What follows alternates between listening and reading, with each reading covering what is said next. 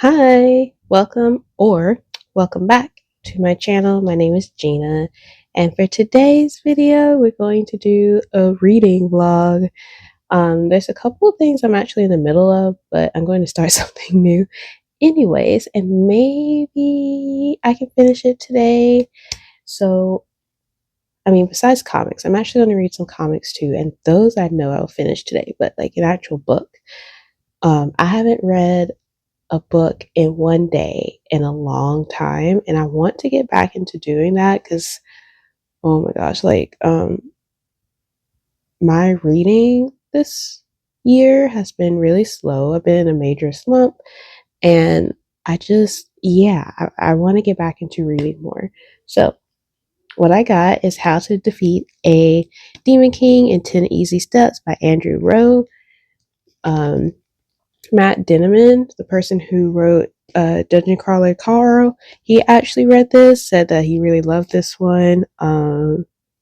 It's an endless, inventive, and entertaining love letter to all of us underdogs who spent countless hours with a game controller in hand, daydreaming about how we would save the realm. That's what he said about this book. So I'm really curious. I didn't know he actually read it in advance. I just knew I wanted to read it because it sounded really good. So it's about this girl. Her name is, what is her name? Yui. And she's decided she's going to defeat the Demon King because I think the Demon King, he's like, oh, he gets defeated every 100 years. He comes back and then a new hero rises to the challenge and then defeats him. It's like a cycle, right?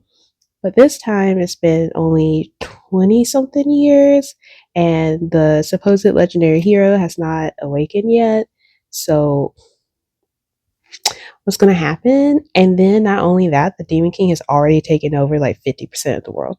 So, Yui decides she's going to step up to the plate, and that's where these 10 steps on how to defeat a Demon King um, comes into play. And from what I could tell, it's actually broken down by like steps, like the chapters are, it's like, oh yeah, step one, step two, step three. Yeah, that's what it looks like. It's not individual chapters, it's just broken down into steps. And this is less than 300 pages, I want to say. It's 222 pages. So really I could probably finish this in like less than 4 hours. I read about 60 pages an hour. So I could finish this today. It's like one something, but we shall see because I'm going to read some comics at the same time as this. So yeah. And oh, let me show you the comics I'm going to get.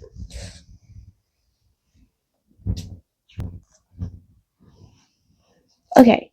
So I have a stack here, a very small stack of what I plan on reading. I actually already started Poison Ivy Volume 5. This is Human Botany. Yeah, so I'm reading this. This is written by G. Willow Wilson, and I really like her writing. So I'm going to try to finish this today too. And then I have some like individual issues. I have Marvel, Black, White, and Blood, and Guts, which is more of like, it's supposed to be horror a little bit, but it's really more like gory than horror, in my opinion. This series is, it's not a long series, it's supposed to be like 5 issues or something, and each chapter, for lack of better words, is written and drawn by like different artists. So it kind of gives you a viewpoint of being able to see other artists and other writers' styles. So it's not bad. It's just like not amazing because I expected more horror, but that's on me. That's on me. And then I got Storm, Earth's Mightiest Mutant. This is issue number 2. So this is by Iodeli. I don't know how to pronounce his name. And I can't remember his first name either. Let me see if I can find it. Mureva Ayodele, he is the writer, and then the artist is Federica Monson. And then of course there's like a colorist, a letterer, cover artist, things like that. This is supposed to guest star Sorcerer Supreme. She's supposed to be in it in this issue. So I'm pretty curious about that. And then this is being very can't think of the word for it, ambitious of me, but I would also like to read this one. This is a Wonder Woman. It's like less than 100 pages, probably like 60 to 96 pages or something like that. um I'm not quite sure what this one's about. I think it's also like separate artists, separate writers, do different sections in here. Yeah. Oh, Gail Simone is one of the writers in this. So is Mariko Tamaki and Greg Rucka. Okay. Oh, and Carmen Garcia. All right, all right. Cool. So yeah, they got a lot of writers in here that I'm actually like really enjoy. So that's what I plan on reading, or hopefully reading today. But we shall see what all I get into. And it's also, I may change my mind and read something else. So we're going to start with this and see how far I can get in like a sitting.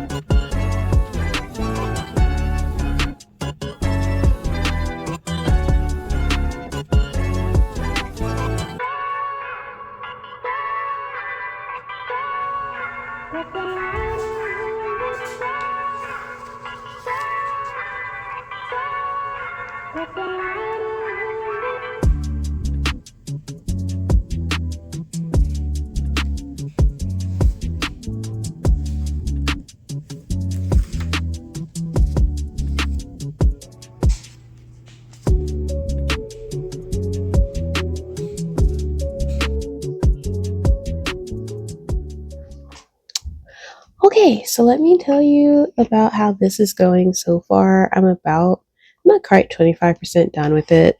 I'm on page like 50, 53 out of 220, something like that. Um, it's kind of funny because it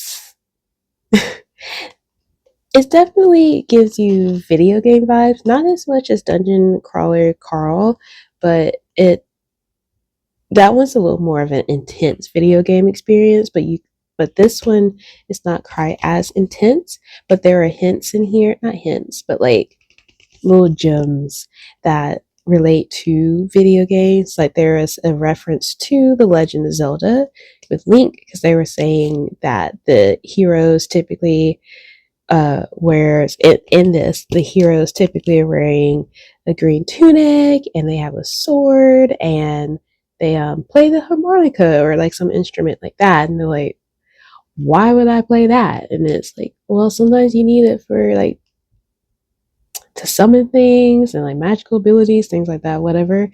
And I'm like kind of giggling to myself because like, oh, yeah, that's totally Legend of Zelda reference. So it's really good. But even if it wasn't, even if you didn't know that reference, you would still enjoy it. So far, I'm like, this is pretty good. It's not giving me 5-star feelings. It's more like 4.5. But we'll see, because I still got a good bit of the book to go. So, yeah, I just wanted to give y'all an update on what I've read so far. I I might read more in this and then go and read one of my comics so I can kind of balance between reading my comics and reading this book here. So it's not, I don't know, sometimes I need to actually read more than just one thing at a time. Technically, I am because I am reading another book, but I'm not reading that today because I'm trying to finish this in one day. So, yeah, that's what I'm going to do. I'm going to get back into reading this and then I'll get into reading some comics.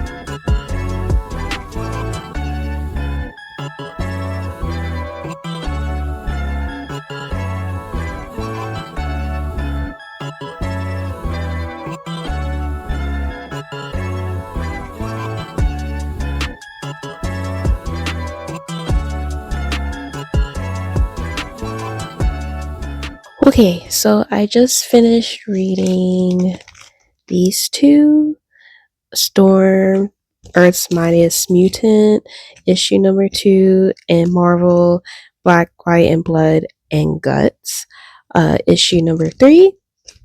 And they're both were kind of mid. I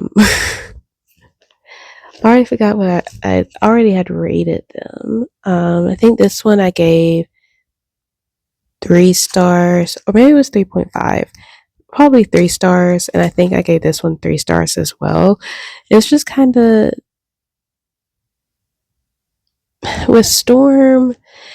At first, this issue, I didn't even think it was a continuation of issue number 1. It didn't feel that way, so I'm wondering. It just seems strange. Like, yes, there was a guest star Sorcerer Supreme, who you did see in issue 1. It made sense that she would probably be in this issue, and then towards the end scenes, there is a scene that kind of connects back to issue 1. Like, it hints of like crimes that are going on, but it just, I don't know, it just didn't feel like a really well continuous storyline from issue 1 to issue 2. Not saying that it wasn't good, because like I said, I gave it 3 stars. But it's just like, I don't know, I didn't quite like it that much, but it wasn't bad. So far, I still recommend reading issue 1, but we'll have to see as the series continues if I recommend this series overall. we'll see. As for this Marvel Black, White, and Blood and Guts, some stories in here really good. Other stories were kind of like which makes it overall kind of mid. I think I gave it 3.5. It was 3 stars. Also, and it's one of those things where because there's so many writers and artists within this one issue, because each of these issues have like, I say it's different chapters, but like different sections by different artists and writers, different stories. They're very short, so they're like 5 to 10 pages of a story in by each writer and artist. So sometimes one's is really good because you just like that storyline or you really like the art or something. And then the other one, you're just like, I don't quite like it. So it makes it kind of hard to rate these. So overall, this was like a 3. I wouldn't say every story in here I would recommend. If you like Blade, though, you do get more.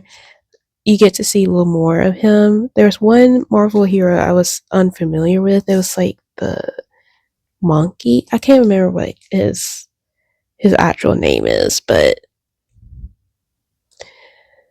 there's some in here I'm not that familiar with, and then there are others like Blade that I'm more familiar with. So it just, I recommend trying it out, but maybe look for the ones that you know the writers or something or artists that you really like because there's so many of them for each issue. Um, Maybe try to hunt that down. You might have a better experience if you find a writer or an artist that you really like that did a short section in this series. But otherwise, I it's not something that I would immediately recommend someone because, like I said earlier, it's not quite horror. Like it kind of gives off the vibes, but very bloody. So if you want something bloody and honestly with some guts too, then that is for you. Now, I have these 2 things to read, which are a little longer. And then I still need to finish How to Defeat a Demon King in 10 Easy Steps. I'm halfway done. It's like 100 something pages. So I only have like 100 something left. I could finish it in 2 hours if I just sit and read it straight through. I probably won't finish it in 2 hours because the likelihood of me just sitting straight for 2 hours right now is very low. But I will. I'm pretty sure I can finish this tonight. So that's what I'm gonna do. I'm gonna finish this, and then we're going to see if I have time to get to these. If not, I at least hit some of the goal for today of like the main goal is to finish this, and then I was going to read all of these comics here, but it's okay if not. But I definitely want to finish this because this is the main objective of this video is to finish this one video to finish this one book because I'm really behind on my Goodreads goal. It's not stressing me out, but I just want to catch up a little bit. So yeah, let me get back to reading and I will get back to you with an update on this.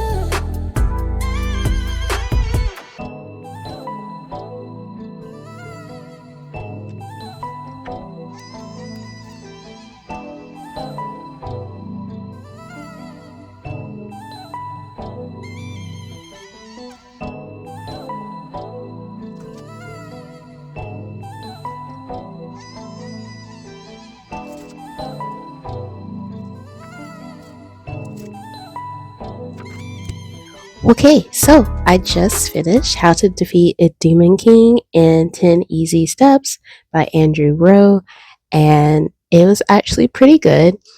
Um, it's short, it's fast, it is in first person, so you don't want to read something in first person, then you might not want to choose this. There's a couple of twists. Um, some of it is predictable, but they kind of make a joke about that in this book about some things being predictable. So I have a great appreciation for that.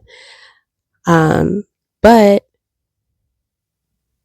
the end still kind of surprised me of like how they um